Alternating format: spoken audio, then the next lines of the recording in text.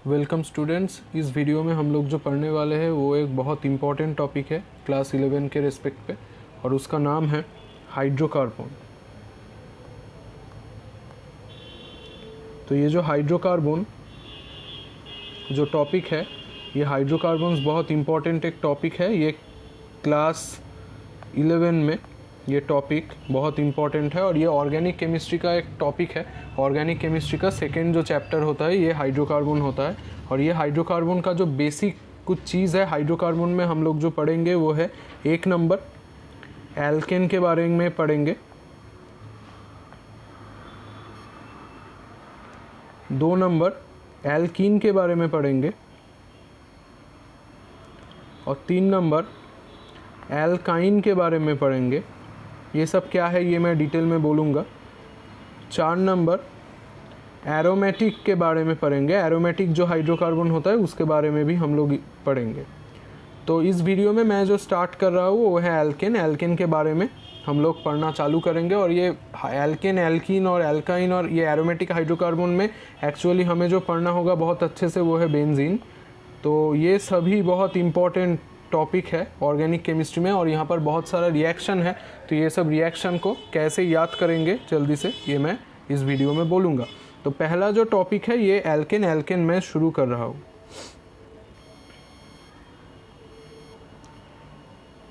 तो एल्केन के बारे में पढ़ने से पहले कुछ बेसिक इन्फॉर्मेशन आपको समझना पड़ेगा। एल्केन ये जो होता है इसका एक बेसिक फार्मूला होता है। फार्मूला जो होता है वो है CnH2n+2। CnH2n+2 ये एल्केन का बेसिक फार्मूला होता है, where n equal to number of carbon. मतलब जैसे समझ लीजिए कि मैंने बोला मीथ, तो मीथ का मतलब क्या है, कार्बन 1 होगा, तो यहाँ पर एक कार्बन ही रहेगा, तो n इक्वल टू 1। तो ये बिठा देने पर हमारा जो फॉर्मूला आ जाएगा वो है CH4। ऐसे ही अगर हम लोग बोलेंगे ईथेन, ईथ मतलब क्या, ईथ मतलब n इक्वल टू 2, तो नंबर ऑफ कार्बन 2 होगा।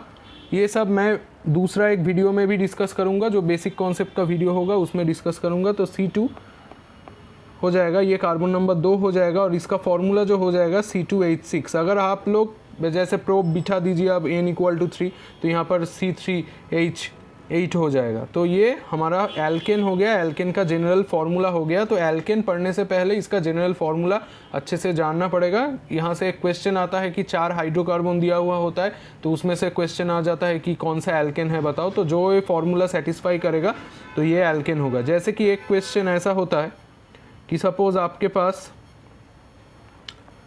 ऐसा एक कंपाउंड दिया हुआ होता है C4H10, आपके पास दिया हुआ होता है C6H6, और आपके पास दिया हुआ होता है C2H4।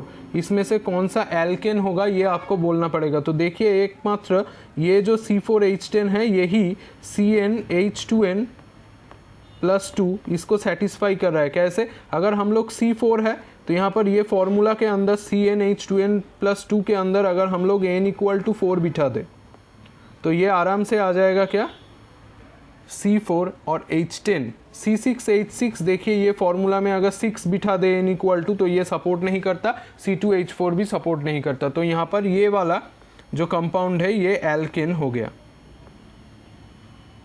तो ये ऐसे हम लोग पता लगा सकते हैं कि कौन सा एल्केन है। तो ये तो एक जनरल इन्फॉर्मेशन था। अब एल्केन जनरली इसका जो सोर्स होता है ये जनरली पेट्रोलियम, नेचुरल गैस और कोल होता है। एल्केन में जनरली कार्बन कार्बन जो बॉन्ड लेंथ है और कार्बन हाइड्रोजन जो बॉन्ड लेंथ है ये हम लोग को जानना पड़ेगा। तो पहले हम लोग जो देख लेते हैं, एल्केन का मतलब है सिंगल बॉन्ड कंटेनिंग कंपाउंड। एक कंपाउंड जिसमें सभी सिंगल बॉन्ड में हो, सभी, कोई डबल या ट्रिपल बॉन्ड नहीं है, तो उसको एल्केन बोला जाता है। तो एल्केन का मतलब सिंपली है single bond containing compounds.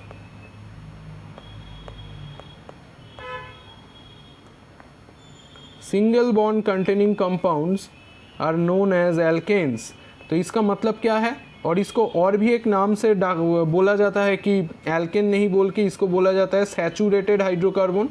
Saturated, किसी भी नाम के आगे अगर हाइड्रोकार्बन के आगे सैचुरेटेड नाम बिठा दे तो सैचुरेटेड का मतलब उसका वैलेंसी फुलफिल्ड है, उसमें सिर्फ सिंगल बॉन्ड है, कोई भी डबल बॉन्ड नहीं है, तो सैचुरेटेड हाइड्रोकार्बन भी बोला जाता है एल्केन्स को।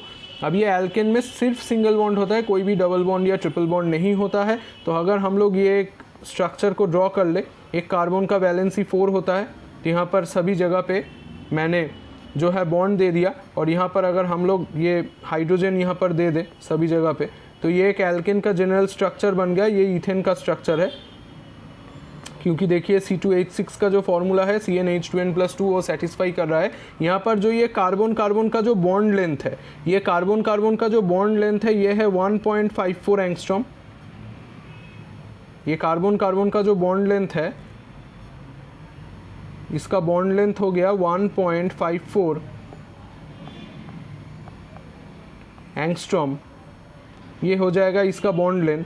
और यहाँ पर कार्बन हाइड्रोजन का जो बॉन्ड लेंथ है, CH का जो बॉन्ड लेंथ है, उसका बॉन्ड लेंथ थोड़ा सा छोटा है, वो है 1.11 एंगस्ट्रॉम। तो ये आ जाएगा हमारा एल्केन का जो बॉन्ड लेंथ होगा, एल्केन का वो बॉन्ड लेंथ का जो फॉर्मूला है, वो एल्केन का जो बॉन्ड लेंथ होगा वो आ जाएगा, ये होगा carbon carbon single bond length, और ये होगा कार्बन हाइड्रोजन का जो बॉन्ड लेंथ है वो है 1.11 एंगस्ट्रॉम, और वो है 1.54 एंगस्ट्रॉम। क्योंकि कार्बन कार्बन में कार्बन का जो रेडियस है वो हाइड्रोजन से बड़ा है, तो इसीलिए बॉन्ड लेंथ भी वहाँ पर ज़्यादा आ रहा है। तो ये नेचुरल इन्फॉर्मेशन है। और यहाँ पर हर एक जो कार्बन है वो sp3 हाइब्रिडाइजेशन है। हम बॉन्डिंग भी पढ़ेंगे बाद में, तो उसमें देखेंगे कि sp3 का मतलब क्या होता है, sp3 हाइब्रिडाइजेशन होगा। तो ये हमारा एल्केन जो है, एल्केन का कुछ बेसिक इन्फॉर्मेशंस था। अब हम लोग चले जाएंगे डायरेक्टली एल्केन्स को प्रिपेयर कैसे करेंगे इसके ऊपर। तो हेडिंग होगा यहाँ पर प्रिपरेशन। अब प्रिपरेशन में बहुत सारा मेथड है, एल्केन को प्रिपेयर करने के लिए बहुत सारा मेथड है। तो एक एक करके हम लोग देखेंगे कि किस किस मेथड में हम लोग एल्केन्स को प्रिपेयर कर सकते हैं। एल्केन मतलब कोई भी कंपाउंड ऐसा जो सिंगल बॉन्ड कंटेनिंग कंपाउंड हो, उसको सैचुरेटेड हाइड्रोकार्बन या एल्केन बोला जाता है। अब प्रिपरेशन में पहले ही हम लोग 1 नंबर में जो प्रिपरेशन करेंगे, ये सब प्रिपरेशन एकदम बोर्ड का लेवल का जो प्रिपरेशन है वो मैं सेपरेट वीडियो भी बनाऊंगा, जिसमें मैं एडवांस लेवल का जो रिएक्शंस होता है वो भी मैं उस वीडियो में कराऊंगा। पर वो एडवांस रिएक्शंस जानने के लिए आपको ये बेसिक रिएक्शंस का जो नॉलेज है वो होना बहुत ज़रूरी है। तो यहाँ पर प्रिपरेशंस में पहले ही हम लोग देखेंगे फ्रॉम एल्कीन। तो ये एल्कीन क्या होता है, एल्कीन को लेके भी बाद में हम लोग पढ़ेंगे। एल्कीन का मतलब आप अभी के लिए आप लोग समझ लीजिए कि एल्कीन का मतलब जो है डबल बॉन्ड कंटेनिंग कंपाउंड। कोई भी कंपाउंड में अगर डबल बॉन्ड है तो डबल बॉन्ड होगा तो इसको एल्कीन बोला जाएगा। इसको अनसैचुरेटेड हाइड्रोकार्बन भी बोला जाता है, इसको भी बोला जाता है, एल्काइन को भी बोला जाता है। तो कोई भी कंपाउंड में अगर एक भी डबल बॉन्ड प्रेजेंट है तो उसको एल्केन नहीं बोल सकते, उसको एल्कीन बोला जाएगा। तो ऐसा कोई कंपाउंड जिसमें एक डबल बॉन्ड है, इसको एल्कीन बोला जाएगा। एल्कीन से कैसे हम लोग एल्केन बनाएंगे ये हम लोग देखेंगे। सपोज आपके पास एक एल्कीन है, ये सपोज आपके पास एक एल्कीन है, तो इसका नाम है इथिलीन, क्योंकि ये 2 कार्बन है ईथ और ये डबल बॉन्ड है तो इन, इथिलीन। अब इसके ऊपर हम लोग ऐसा कुछ देंगे ताकि ये डबल बॉन्ड जो है बीच में से ब्रेक करके सिंगल बॉन्ड में कन्वर्ट हो जाए और उसमें एल्केन को बना दे। तो इसमें कोई भी एल्कीन से अगर एल्केन को लाया जाए तो उसमें जो रिएजेंट, बहुत इंपॉर्टेंट रिएजेंट है वो है H2 मतलब क्या, हाइड्रोजन यहाँ पर आप दे सकते हो, उसके ऊपर आप कोई कैटलिस्ट दे सकते हो, जैसे कि PD और Ni। प्लैटिनम दे सकते हो या PD दे सकते हो, पैलाडियम दे सकते हो या निकेल दे सकते हो। इसके ऊपर कोई भी कैटलिस्ट दे सकते हो। अगर ये कैटलिस्ट आप लोग देंगे तो ये रिएक्शन का जो रेट है वो बहुत फास्ट हो जाएगा। तो यहाँ पर जो निकेल होता है, इस निकेल को बोला जाता है रैनी निकेल। तो ये रैनी निकेल, ये रानी नहीं है, रैनी है। तो रैनी निकेल का मतलब क्या है, रैनी निकेल ऐसा एक बहुत इंपॉर्टेंट कैटलिस्ट होता है। और ये निकेल सिर्फ निकेल नहीं होता, ये निकेल और एल्यूमिनियम का एलॉय होता है। निकेल और एल्यूमिनियम का एलॉय होता है। ये एक बहुत इंपॉर्टेंट इन्फॉर्मेशन है कि यहाँ पर ये हाइड्रोजन के साथ जो निकेल यूज़ होता है ये कैसा टाइप का निकेल है। अब यहाँ पर आप प्लैटिनम दे सकते हो और पीडी और एनआई, एक साथ सभी नहीं दे सकते। तो यहाँ पर देने पर क्या होगा, बहुत सिंपल एक रिएक्शन होगा। यहाँ पर हाइड्रोजन का 2 एटम है, तो हाइड्रोजन का 2 एटम के बीच में एक बॉन्ड है, सिंगल बॉन्ड है। तो ये हाइड्रोजन का एक यहाँ पर हाइड्रोजन है और ये एक यहाँ पर हाइड्रोजन का एटम है। यहाँ पर एक डबल बॉन्ड है कार्बन कार्बन के बीच में। एक डबल बॉन्ड का एक जो बॉन्ड है वो पाई बॉन्ड होता है, पाई बॉन्ड टूटता है। डबल बॉन्ड में 2 टाइप का बॉन्ड होता है, बॉन्डिंग में हम लोग पढ़ेंगे, वहाँ पर सिग्मा बॉन्ड और पाई बॉन्ड होता है। पाई बॉन्ड बहुत वीक होता है, तो कोई भी एक बॉन्ड को समझ लीजिए आप पाई बॉन्ड यहाँ पर, और पाई बॉन्ड एक ही बॉन्ड टूटेगा, तो एक बॉन्ड टूटेगा और यहाँ पर एक हाइड्रोजन चला जाएगा और यहाँ पर एक हाइड्रोजन चला जाएगा। तो मतलब क्या होगा, ये CH2 था, उसमें एक हाइड्रोजन घुस गया। कोई भी एक बॉन्ड ब्रेक करने पर equal amount of electron distribution होता है, तो यहाँ पर कार्बन के साथ वो हाइड्रोजन जो है घुस जाएगा, तो ये CH2 से बन जाएगा CH3 और ये सिंगल बॉन्ड हो जाएगा क्योंकि वो बॉन्ड जो है टूट गया था, और ये हो जाएगा फिर से CH3 क्योंकि CH2 था और उसमें हाइड्रोजन घुस गया। तो सिंपल चीज़ है एकदम। यहाँ पर हाइड्रोजन जो है, हाइड्रोजन टूट रहा है, हाइड्रोजन टूट के बीच में घुस जा रहा है, तो यहाँ पर सिंगल बॉन्ड आ गया। देखिए, तो ये एल्केन मान लीजिए, यहाँ पर एल्केन आ गया और यहाँ पर 2 कार्बन है, तो इसीलिए 2 कार्बन को आप जानते हैं ईथ बोलते हैं, और ये सिंगल बॉन्ड है तो एल्केन, तो एन बोलते हैं। एन फैमिली का मतलब है ये एल्केन का मेंबर है और यहाँ पर इसको बोला जाता है इथेन। तो ऐसे ही अगर यहाँ पर कार्बन नंबर इंक्रीज भी कर दे, इथिन ना देकर कोई दूसरा जो कार्बन है वो दे दे, तो उसमें भी आप लोग इजीली कर सकते हो। तो यहाँ पर और एक एग्जांपल मैं दे रहा हूँ। तो सपोज आपके पास ये दे दिया CH3 CH double bond CH और यहाँ पर CH3। सपोज आपके पास ये एक कंपाउंड दे दिया और ये एक कंपाउंड के ऊपर आपने दे दिया क्या, इसके ऊपर आपने दे दिया हाइड्रोजन H2 और H2 के साथ आपने जो दे दिया वो है Ni। सपोज आपको Ni यहाँ पर लिख के दे दिया है, PT और PD नहीं लिखा है, तो कोई भी एक मैंने बोला था कि कोई भी एक आप चूज़ कर सकते हो। तो सिंपल चीज़ है, यहाँ पर क्या होगा, यहाँ पर जो चीज़ है आपको फोकस करना है ये डबल बॉन्ड के ऊपर। ये डबल बॉन्ड टूटेगा और डबल बॉन्ड टूटने पर यहाँ पर जो कार्बन है, ये कार्बन के ऊपर ऐसा 2 आर्म बना देते हैं। इसको आर्म भी बोला जाता है, तो समझने के लिए, कोई ऐसा कुछ आर्म नहीं है तो ये समझने के लिए बोला जाता है। और यहाँ पर आके सिंपली ये जो हाइड्रोजन और हाइड्रोजन के बीच में जो डबल सिंगल बॉन्ड है, यहाँ पर एक हाइड्रोजन घुस जाएगा इस आर्म पे और इस आर्म पे एक हाइड्रोजन। तो यहाँ पर सिंपली जो होगा, यहाँ पर CH3 तो CH3 ही रहेगा। ये जो CH वाला जो पोर्शन है, CH वाला जो पोर्शन है वो उसमें हाइड्रोजन घुस के वो CH2 हो जाएगा। सिंपली एक हाइड्रोजन आप लोग इंक्रीज कर दीजिए, बीच का जो डबल बॉन्ड है वो हटा दीजिए और यहाँ पर CH2 फिर से कर दीजिए और CH3 भी आ गया। तो ये हो गया हमारा ब्यूटेन। क्यों ब्यूटेन? क्योंकि यहाँ पर 4 कार्बन है, देखिए 4 कार्बन और ये सिंगल बॉन्ड कंटेनिंग कंपाउंड है, इसमें कोई डबल बॉन्ड नहीं है, तो इसको ब्यूटेन भी बोला जाता है। और यहाँ पर देखिए हर एक रिएक्शन में ही हाइड्रोजन ऐड हो रहा है, तो हम लोग बोल सकते हैं कि एल्कीन से हम लोग एल्केन बना तो सकते हैं बाई एडिंग हाइड्रोजन्स। तो यहाँ पर हाइड्रोजन ऐड कर रहे हैं, तो इस प्रोसेस को जो बोला जाता है, ये प्रोसेस का नाम है हाइड्रोजिनेशन।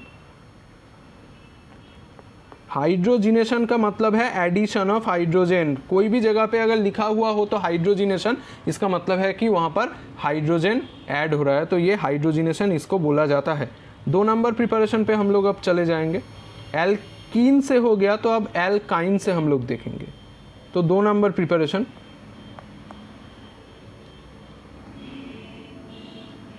From alkynes.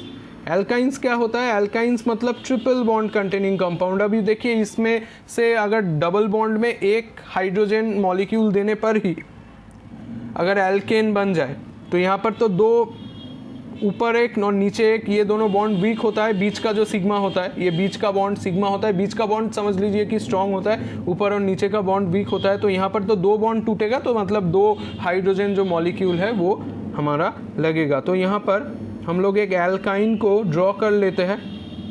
तो ये एक एल्काइन है जिसके बीच में देख ही सकते हैं आप लोग ट्रिपल बॉन्ड है। अब ये ट्रिपल बॉन्ड के साथ हम लोग ऐसे ही हाइड्रोजन दे देंगे।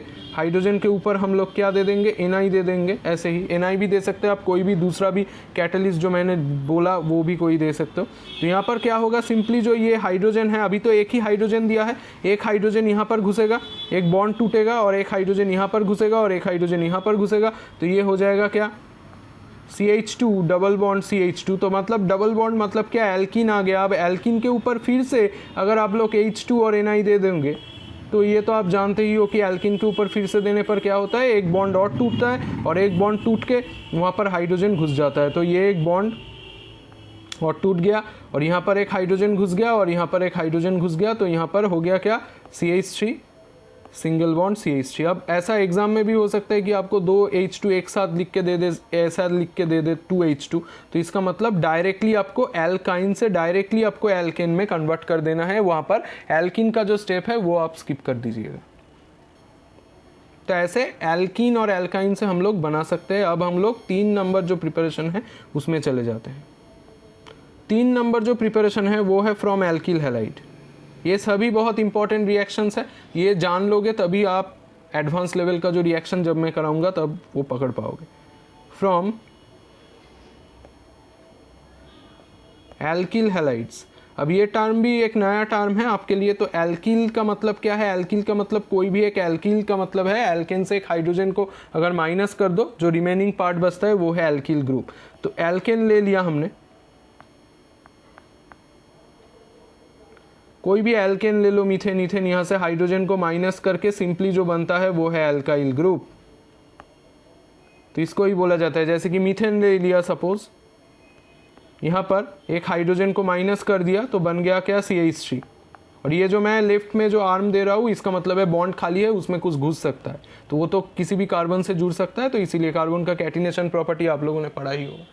तो अब यहाँ पर CH3 और इसको बोला जाता है, मीथेन से आया है तो इसको बोला जाता है मिथाइल ग्रुप, इथेन से इथाइल ग्रुप, प्रोपाइल ग्रुप। ये जब हम लोग नोमेनक्लेचर करेंगे तब देखेंगे। तो यहाँ पर एल्किल हैलाइड जो है, एल्किल हैलाइड से हम लोग क्या करेंगे, यहाँ पर बनाएंगे। अब ऑर्गेनिक में कोई भी एल्काइल जो ग्रुप होता है इसको R से डेजिग्नेट किया जाता है। ऑर्गेनिक में अगर कोई भी एल्किल ग्रुप होता है या एल्काइल ग्रुप होता है उसको R से डेजिग्नेट किया जाता है, क्योंकि हमारे पास ऐसा टाइम नहीं होता कि हम लोग मीथेन, मिथाइल, इथाइल, प्रोपाइल सभी ग्रुप को ड्रॉ कर सके। तो ऑर्गेनिक में कोई भी जगह पे R लिखा हो तो उसका मतलब है एल्किल ग्रुप, आप समझ लीजिए। तो सपोज एक एल्किल हैलाइड, और यहाँ पर एक बात मैं बोलना भूल गया कि हैलाइड का मतलब क्या है। हैलाइड का मतलब क्या है, हैलोजन। हैलाइड का मतलब क्या है, हैलोजन। तो हैलाइड अगर किसी भी जगह पे है तो उसका मतलब है फ्लोरीन, क्लोरीन, ब्रोमीन और आयोडीन, ये 4 हैलोजन। जनरली यूजुअली जो होता है यहाँ पर फ्लोरीन यूज़ नहीं होता, क्योंकि फ्लोरीन बहुत फास्ट रिएक्शन करता है तो इसमें बहुत खतरा है, इसलिए फ्लोरीन को नहीं यूज़ किया जाता। तो इस यहाँ पर एल्किल, ऑर्गेनिक में एक यूनिवर्सल कन्वेंशन है, एल्किल ग्रुप को R से डिनोट किया जाता है। हैलाइड जो ग्रुप होता है उसको X से डिनोट किया जाता है। तो इसका एल्किल हैलाइड का स्ट्रक्चर क्या बन गया, RX। अगर ऑर्गेनिक में कोई भी जगह पे RX, ये 12 में भी बहुत काम आता है। एल्किल हैलाइड और हैलो एल्केन का एक अलग चैप्टर है। तो यहाँ पर RX का मतलब है कोई भी एल्किल ग्रुप के साथ कोई भी हैलोजन जुड़ गया है। तो हम लोग अब एल्किल ग्रुप का एग्जाम्पल पकड़ के ही समझ लेते हैं कैसा होगा। तो पहले तो मैं जनरली दिखा रहा हूँ, यहाँ पर RX ले लिया मैंने एक एल्किल हैलाइड, इसके ऊपर भी सेम चीज़ ही देना पड़ेगा आपको, H2। और यहाँ पर जो देना पड़ेगा ये है जिंक और उसके साथ H+ का मतलब कोई भी एसिड दे सकते हो आप। और जिंक यहाँ पर जो है कैटलिस्ट का काम करता है और रिड्यूसिंग एजेंट का काम करता है। तो यहाँ पर सेम चीज़ होगा, यहाँ पर H2 का मतलब क्या है, 2 H है, ऐसा 2 H होगा। अब यहाँ पर एक हैलाइड है, हैलाइड का मतलब क्या है, X का मतलब क्या है, फ्लोरीन, क्लोरीन, ब्रोमीन, आयोडीन, और उसमें यहाँ पर फ्लोरीन नहीं हो सकता तो क्लोरीन, ब्रोमीन, आयोडीन। X का मतलब क्या है, क्लोरीन, ब्रोमीन, आयोडीन, ये सब। तो यहाँ पर अगर हाइड्रोजन आप दे दे तो क्या होगा, यहाँ पर से हाइड्रोजन का जो X के साथ कॉम्बिनेशन करने का जो पावर है वो बहुत ज़्यादा है, तो HX करके निकल जाएगा। HX करके निकल जाएगा मतलब HCl, HBr, HI ऐसा कुछ करके निकल जाएगा। और ऑर्गेनिक में एक सिंपल रूल है, जो निकल गया और जो पड़ा हुआ है वो उसको जोड़ दो। तो यहाँ पर R और H जुड़ गया। तो R और H मतलब क्या, एल्किल ग्रुप के साथ H जुड़ गया तो मतलब एल्केन तैयार हो गया वापस, क्योंकि हम लोगों ने एल्केन से ही हाइड्रोजन को माइनस करके एल्किल ग्रुप बनाया था। तो उसमें अगर हम लोग H जोड़ दे तो ये बन जाएगा ऐसे। तब अब अगर हम लोग एल्किल ग्रुप का एग्जाम्पल नहीं लेके कुछ अलग कुछ पढ़ ले, CH3Cl सपोज, उसके बाद हम लोग इसमें H2 दे दे और यहाँ पर जिंक दे दे और H+ दे दे। यूजुअली यहाँ पर जो H+ लिखा हुआ होता है वो HCl होता है। यूजुअली यहाँ पर HCl होता है, डाइल्यूट HCl को दिया जाता है। यहाँ पर डाइल्यूट HCl यहाँ पर यूज़ किया जाता है एसिड के रूप में। तो यहाँ पर H2 है, तो H2 मतलब क्या, हाइड्रोजन और हाइड्रोजन। मैंने क्या बोला, यहाँ पर हाइड्रोजन और हाइड्रोजन है। तो यहाँ पर क्या करोगे आप, ये H और Cl को निकाल दो, ये H और Cl को निकाल दो, तो HCl निकल गया। तो यहाँ पर CH3 और H जोड़ के क्या बन गया, CH4। देखो वापस से मीथेन आपका बन गया, वापस से आपका मीथेन जो है ये बन गया। तो यहाँ पर आप ऐसे बना सकते हो। ये हमारा हो गया 3 नंबर प्रिपरेशन। अब हम लोग जो करेंगे वो है 4 नंबर प्रिपरेशन। इसमें भी हम लोग बनाएंगे, कैसे बनाएंगे देखते हैं। अब यहाँ पर कोई भी एग्जाम्पल दे सकते हो आप। यहाँ पर CH3Cl मैंने लिया है तो नॉट नेसेसरी CH3Cl, आप कोई भी बड़ा कंपाउंड भी ले सकते हो, कोई भी एल्किल हैलाइड। तो बेसिक मतलब सेम ही रहेगा, अलग कुछ नहीं है।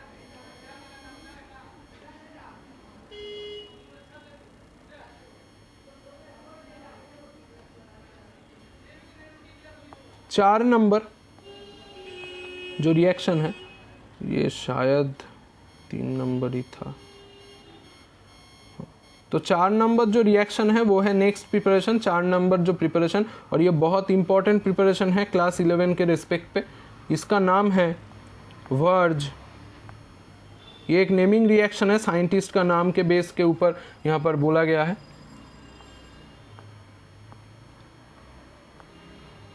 वर्ज और वर्ज रिएक्शन। वर्ज रिएक्शन में जो होता है इसको VERTZ वर्ज रिएक्शन भी बोला जाता है और वर्ज रिएक्शन भी बोला जाता है। तो वर्ज और वर्ज रिएक्शन में नाम का डिफरेंस होने पर भी ये रिएक्शन सेम ही है। तो ये रिएक्शन में क्या होता है हम लोग देखेंगे। तो वर्ज रिएक्शन में यहाँ पर जो रिएक्टेंट लगेगा ये होगा एल्किल हैलाइड, कोई भी एल्किल हैलाइड, RX कोई भी एल्किल हैलाइड लगेगा। इसमें जो रिएजेंट लगेगा, रिएजेंट जो लगेगा वो है सोडियम और उसके साथ ड्राई ईथर, सोडियम और उसके साथ ड्राई ईथर। तो हम लोग रिएक्टेंट देख लेते हैं। रिएक्टेंट है कोई भी एल्किल हैलाइड और रिएजेंट सोडियम और ड्राई ईथर। अगर हम लोग एल्किल हैलाइड और सोडियम ड्राई ईथर को मिक्स कर देंगे तो एल्केन पा जाएंगे। तो कैसे पाएंगे देखते हैं। तो इसका एक बेसिक प्रिंसिपल है और ड्रॉ करने का एक टेक्निक है। सपोज ये एल्किल हैलाइड आपके पास है, आपने इसके ऊपर सोडियम दे दिया, सोडियम दे दिया। अब सोडियम का तो बहुत अच्छा एफिनिटी है कि वो X के साथ बाइंड करके निकल जाए ऐसे। तो अगर Na के साथ बाइंड करके निकल जाए तो R तो अकेला ही बैठा रहेगा, तो इसका बैलेंस ही तो फुलफिल करने के लिए कोई नहीं रहेगा। इसीलिए हम लोग एक नहीं 2 एल्किल हैलाइड यहाँ पर यूज़ करेंगे और 2 एल्किल हैलाइड को ऐसे ड्रॉ करना होगा। RX और उसका XR मतलब कि मिरर इमेज। तो इसमें एक X के लिए 1 सोडियम है तो 2X के लिए 2 सोडियम। तो ऐसे करके NaX टोटल निकाल दीजिए। यहाँ पर ईथर का सिंबल दे दिया मैंने।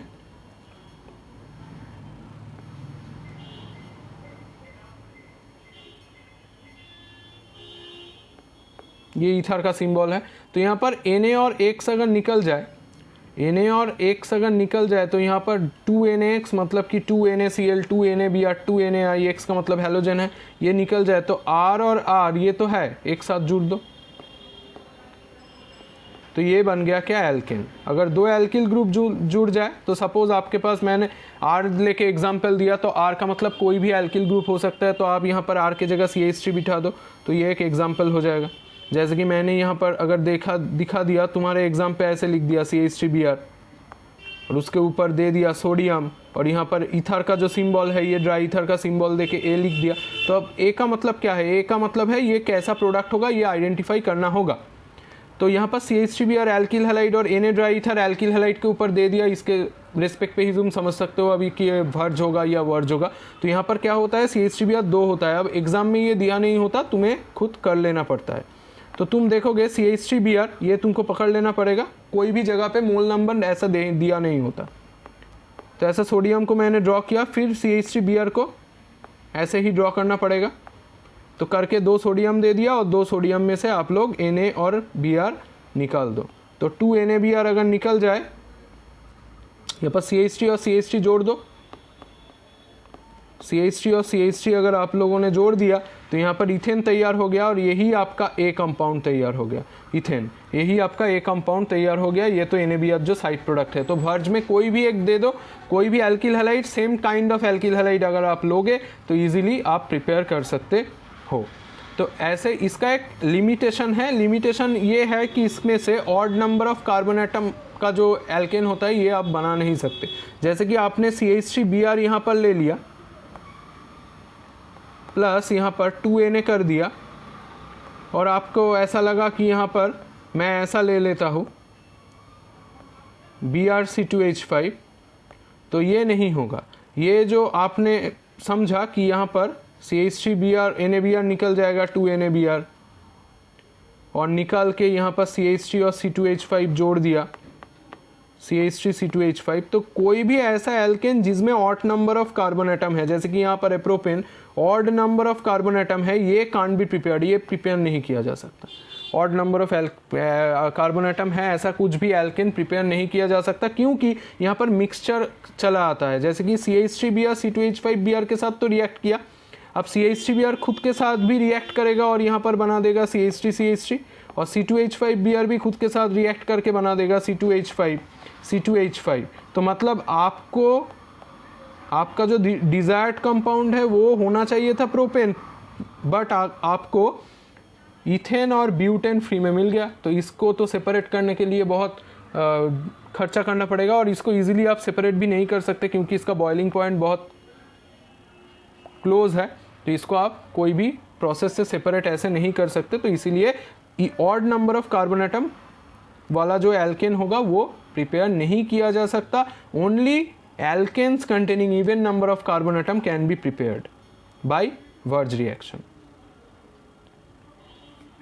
नेक्स्ट जो रिएक्शन है वो भी बहुत इंपॉर्टेंट रिएक्शन है क्लास 11 के रेस्पेक्ट पे एल्केन का प्रिपरेशन में।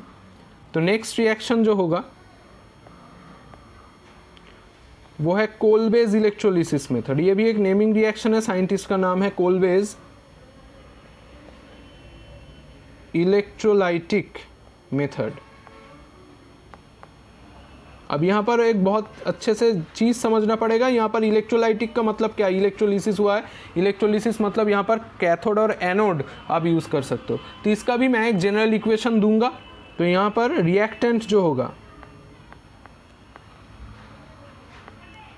रिएक्टेंट जो होगा वो होगा RCOONA, और आप ये भी ले सकते हो RCOOK।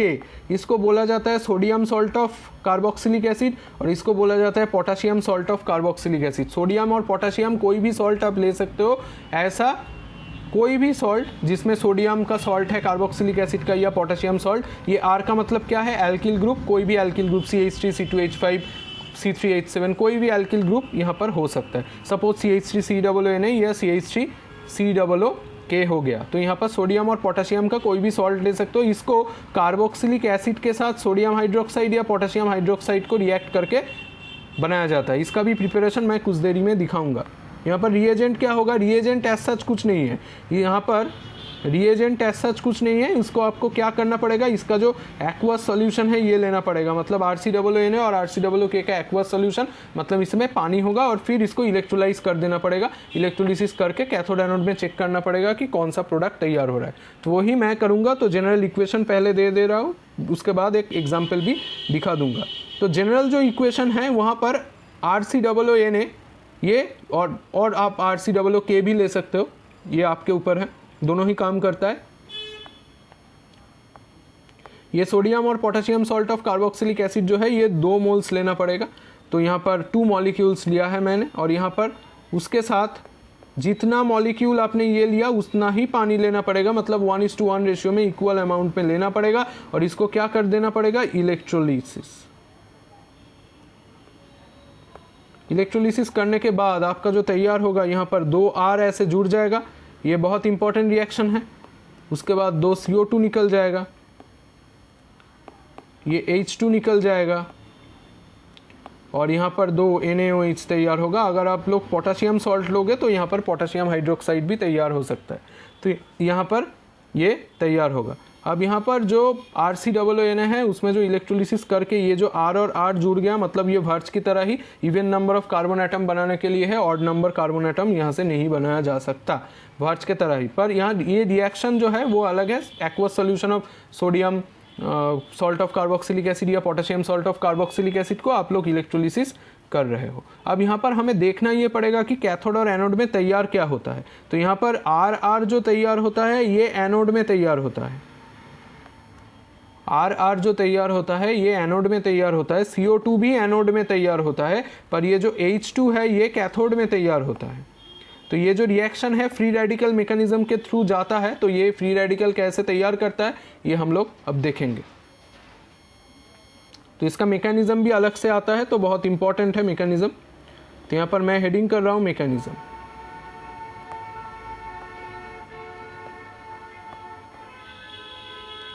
तो ये अभी हमने जो देखा वो तो जनरल इक्वेशन था, अब उसका मैकेनिज्म क्या होगा।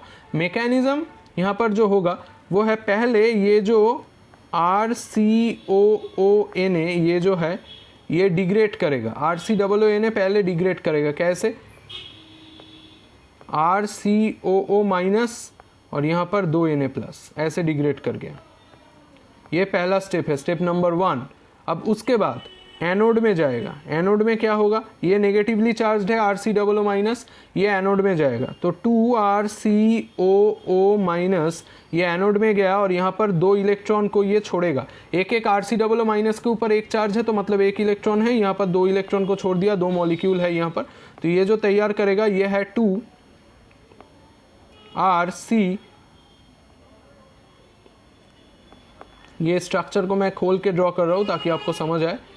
तो 2RCOO यहाँ पर एक इलेक्ट्रॉन को छोड़ दिया तो ऑक्सीजन के पास तो 6 इलेक्ट्रॉन होता है, अभी क्या होगा यहाँ पर 5 इलेक्ट्रॉन पड़ा रहेगा। ऑक्सीजन के पास 6 इलेक्ट्रॉन होता है तो आउटर मोस्ट में यहाँ पर 5 इलेक्ट्रॉन पड़ा रहेगा, क्योंकि ये एक एक करके छोड़ दिया इलेक्ट्रॉन। अब ये तुरंत जो है ये तैयार हो जाएगा 2R डॉट, R डॉट मतलब इसको फ्री रेडिकल भी बोला जाता है, 2R dot plus 2CO2, 2R dot plus 2CO2। तो यहाँ पर से जो CO2 का जो पार्ट है, ये वाला जो मैं ब्लू से अभी मार्क करूँगा, ये जो CO2 का जो पार्ट है ये पूरा निकल जाएगा। और R के ऊपर क्या पड़ा रहेगा, R के ऊपर एक इलेक्ट्रॉन ऐसा पड़ा रहेगा। तो R के ऊपर इलेक्ट्रॉन ऐसा पड़ा रहेगा और इसको बोला जाता है क्या, फ्री रेडिकल। ये जो R तैयार हो गया इसको बोला जाता है क्या, फ्री रेडिकल। और ये बहुत रिएक्टिव होता है। अब ये 2R डॉट जो तैयार हो गया, ये जो R डॉट है और ये जो R डॉट है, इसमें ये जो R डॉट है और ये जो R डॉट है, 2 R डॉट एक साथ रिएक्ट करेगा, बहुत रिएक्टिव होता है और यहाँ पर से RR बना देगा। तो ये RR निकल जाएगा एनोड में। कैथोड में क्या होगा, कैथोड में आपने पानी लिया था, वो पानी जो है वो इलेक्ट्रॉन को एब्जॉर्ब करेगा। तो कैथोड में क्या होगा, आपने जो H2O लिया था वो H2O यहाँ पर एक इलेक्ट्रॉन को, एक H2O आपने 2 H2O लिया था, एक H2O इलेक्ट्रॉन को एब्जॉर्ब करेगा और करके ये OH माइनस और प्लस H डॉट बनाएगा, मतलब ये हाइड्रोजन फ्री रेडिकल बनाएगा। और ये हाइड्रोजन फ्री रेडिकल अगर 2 पानी ले ले, 2 इलेक्ट्रॉन ले ले, 2 OH आ जाएगा, 2 हाइड्रोजन फ्री रेडिकल आ जाएगा। तो 2 हाइड्रोजन का जो फ्री रेडिकल है, ये 2 हाइड्रोजन का फ्री रेडिकल आपस में बाइंड करके H2 का एक मॉलिक्यूल बनाएगा और ये निकल जाएगा। तो ये कैथोड में फाइनल प्रोडक्ट होगा। तो आपको अगर क्वेश्चन दिया जाए कि इसका मैकेनिज्म बोलना पड़े किसी भी एग्ज़ाम में, तो ये आप ऐसे बोल सकते हो, ये जनरल मैकेनिज्म आपका है। अब यहाँ पर अगर आपको सपोज़ ऐसा कोई क्वेश्चन दे दे कि 2CH3COONA, इसको आपको इलेक्ट्रोलिसिस करने को बोल दिया है। यहाँ पर पानी अगर नहीं भी लिखा हुआ होगा तो इलेक्ट्रोलिसिस देख के आप समझ लीजिएगा कि वहाँ पर पानी है।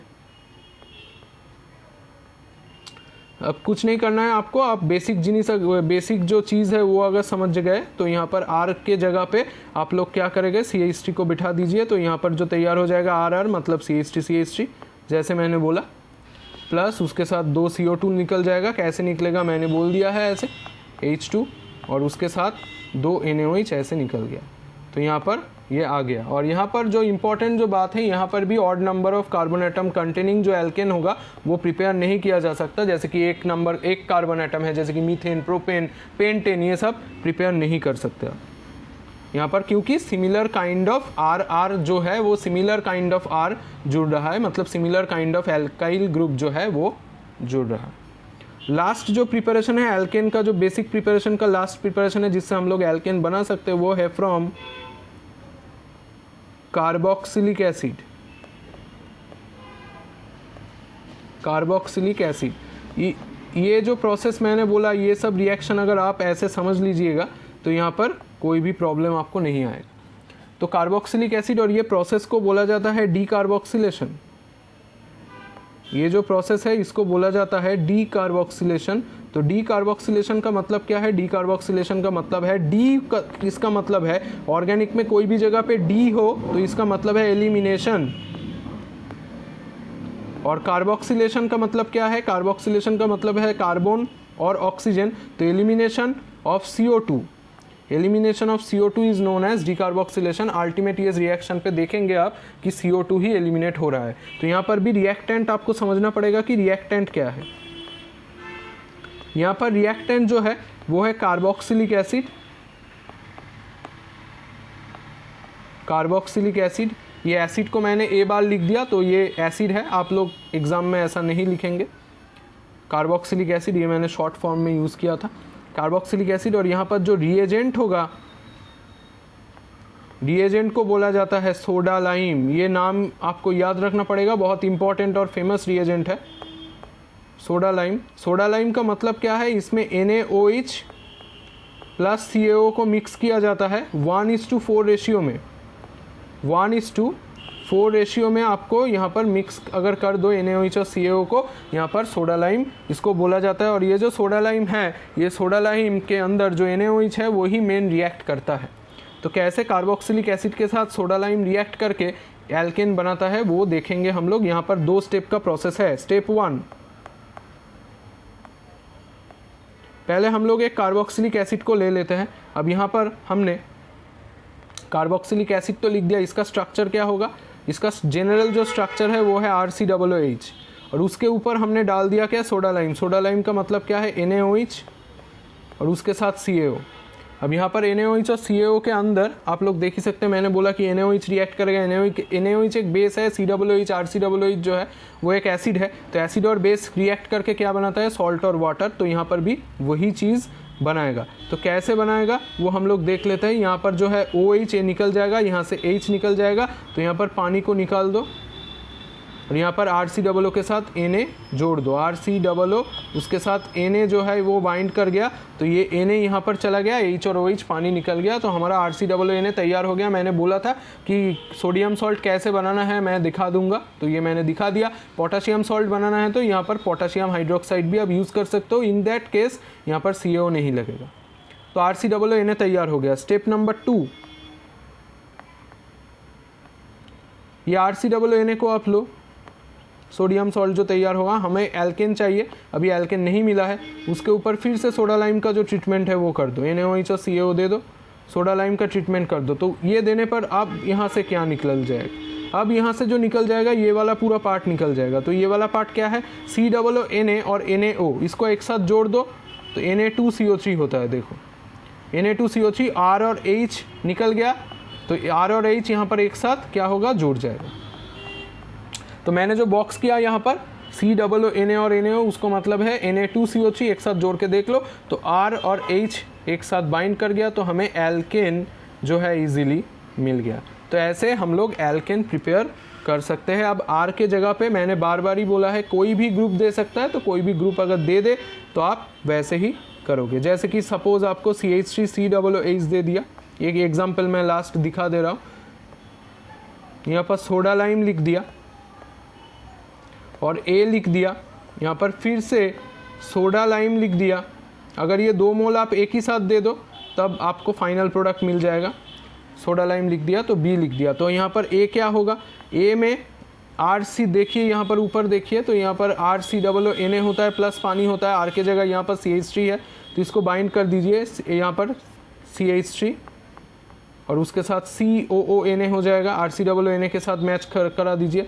और यहाँ पर दूसरा जो कंपाउंड यहाँ पर होगा B, यहाँ पर देखिए RCOONA के साथ NaOH देने पर Na2CO3 निकल जाता है तो RH बचता है, तो R के जगह यहाँ पर CH3 है। अब जनरल इक्वेशन अगर याद रखोगे, कोई भी ग्रुप आपको दे दे तो वो आसानी से हो जाएगा। CH3 के साथ H लगा दो तो B में आपका जो आ जाएगा वो है CH3 के साथ H मतलब CH4, तो ये एल्केन बना दिया हमने।